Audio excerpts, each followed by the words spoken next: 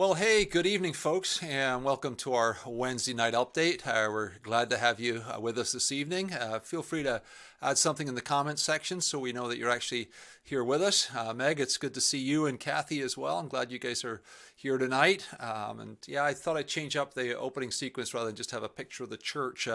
Little image from the north coast of Ireland at one of my favorite places on the planet, the Giant's Causeway, and the waves rolling in there that I took when I was last home back in February. So I'm not planning to be able to get back home to see my folks probably this year, but time will come when we'll be able to do that again, and I very much look forward to that.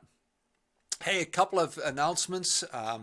Many of you know that this past weekend was the virtual Relay for Life. Our church managed to raise, I think, somewhere around $7,500 for the American Cancer Society, which was an excellent number. Not as high as previous years, but we weren't expecting that either, unfortunately, with COVID-19 and all the impact that that's having on us as a culture right now. But $7,500 put us in second place for faith communities in White Bear Lake. So glad to see that we're still holding on to that second place. I'm told that's usually where we come, is in sort of second or third. So I'm glad that we were able to do that. And it was great to see some folks on Saturday. If you got a chance to stop by the church, it was always just nice to see some people in person, even if we're all hiding behind masks at that time as well. What else have we got going on? If you got the newsletter today, you'll see that we have the Support Our Neighbors in Minneapolis piece going on, as we are partnering with the church in Minneapolis. I'm looking to bring in some goods to serve the underserved there in Minneapolis. And some of the needs that we have there are baby wipes, diapers, pull-ups, or if you want to make a financial donation, you can send us a check here to the church, put in there helping neighbors in Minneapolis, and we will make sure that we're able to purchase the supplies that we need there as well.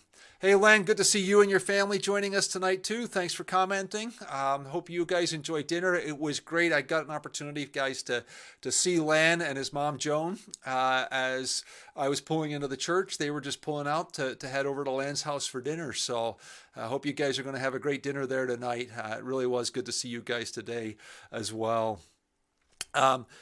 Back to the Support Our Neighbors in Minneapolis piece. If you do have goods to drop off for that, baby wipes, diapers, and pull-ups, the collection point for that will be Mike and Katie Roloff's house. If you need the address for that, contact the church. It was also, again, in the newsletter as well. And the goods for that can be dropped off between the 7th and the 17th of August. So appreciate that.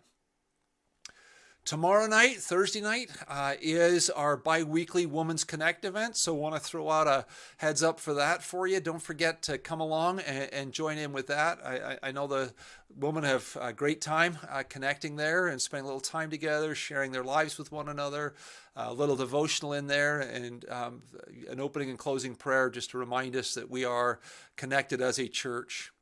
Talking about the church, roof replacement has begun. So if you drive by the church, you'll see the green roof is disappearing. The copper hasn't yet been put in place here. Here's a shot that I took of it yesterday, right there. So the green roof on the church side of the building has now disappeared. I know they've been working on more of that today. They've got the rubberized pieces up there too. So it's kind of nice to see that taking place. Let's see now. Turn that off again so you guys can see my beautiful face. There we are. Hey, what about a moment of pausing for a thought for the evening? I mentioned this book a couple of weeks ago, Unoffendable by Brent Hansen. Used a quote from it then. It really is an interesting read. I really enjoyed it. And that's where our thought for the week comes from this week. And one of the things he says in this book, and it struck me profoundly, was this: war is not exceptional. Peace is. Worry is not exceptional. Trust is. Decay is not exceptional.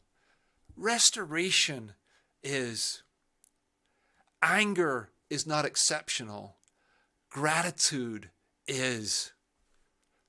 Selfishness is not exceptional. Sacrifice is. Defensiveness is not exceptional. Love is. And judgmentalism is not exceptional, but grace is. Love that thought. I love the thought too that we as followers of Jesus Christ in the world are called to exemplify those things on the positive side there.